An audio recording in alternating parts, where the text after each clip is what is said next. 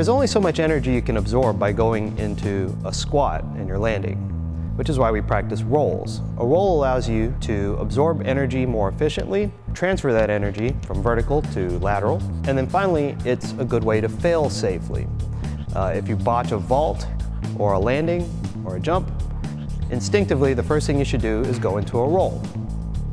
We're going to start our roll by getting our right foot in front of our left, if you're right-handed, crouching down, so you'll have one knee, your right knee pointed straight ahead, left knee out to the side.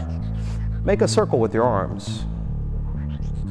Tilt the circle so that your elbow is slightly up on the roll leg side, and then, most importantly, get your head out of the way by tilting your ear to your shoulder. If you hold this position and rock forward, you will roll up your arm, shoulder to hip, to the opposite hip, and come up on the balls of your feet, ready to keep moving. One problem that people frequently have when they're starting to learn rolls is having some fear of letting their face hit the ground or letting their hips come over their head. This results in what we call a barrel roll, rolling sideways over your back. So what we're going to start with is on a soft surface, i.e. padded or grass, working on a somersault. Now this is not applicable for any kind of hard surface. We want to avoid ever rolling down your spine and injuring your vertebra. But just to get used to the idea of letting your hips go over your head, we'll start with doing a simple somersault. So crouch, put your hands down in front of you, and then roll, tucking your head, not landing on your head, but landing on your shoulders and rolling straight down your back. Do this a couple of times and it will help you get used to the idea and the feeling of rolling. The next step after doing a somersault is to do an angled somersault. So a regular somersault is starting hips square, shoulders square, and then tucking your head and rolling straight ahead. What we're going to do next is starting with an angled somersault. So instead of hips square, shoulders square, we're going to turn about 20 degrees, plant your hands down just like you'd be doing a normal somersault. You're going to lead with your right shoulder in this example, and you're going to tuck your head down and out of the way. This will help you roll and learn how to go shoulder to hip. Your hands and arms are going to play a very important function as you roll.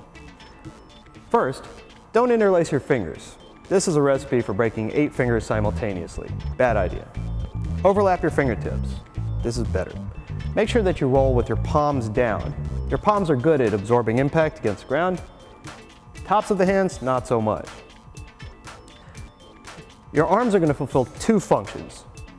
We teach the circle with your elbow pointed up as a teaching device. But in reality, your arms are fulfilling 2 different functions. One is your roll arm, and the other is a shock absorber. It works the same if your fingertips are overlapped or if your hands are apart.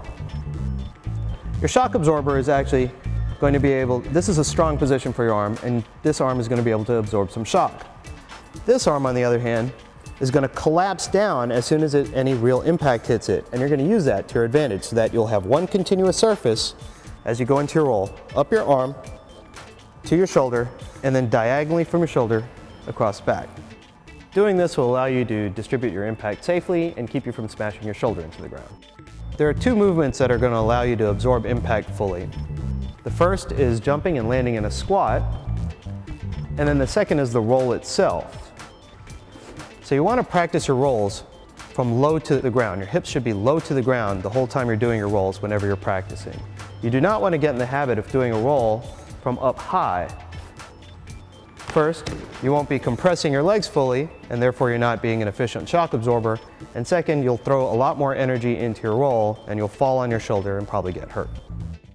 Periodically, as you're practicing your rolls, you may notice that you pull to one side as you go into your roll. And the reason you're doing this is because as you crouch into your roll, you may be planting your hands to one side as opposed to directly in front of you. When you do this, you'll notice that your hips go from pointing straight ahead to pointing off to one direction like this, pointing off to the inside. This is going to pull your roll to the inside and will change the direction of your roll.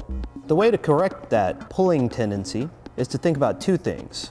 First, planting your hands directly in front of your knee as you go into your roll, in particular your roll arm, in this example your right arm, going down directly in front of your knee with your knee pointed straight ahead. The second thing is trying not to resist letting your head come down as you go into your roll.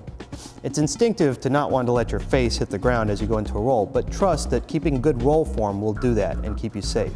Think instead about lowering your shoulder towards the ground as you go into the roll and letting your head come down naturally.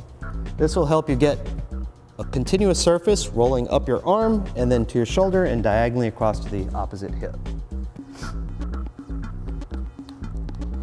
Remember to come up on the balls of your feet so that you can exit your roll running.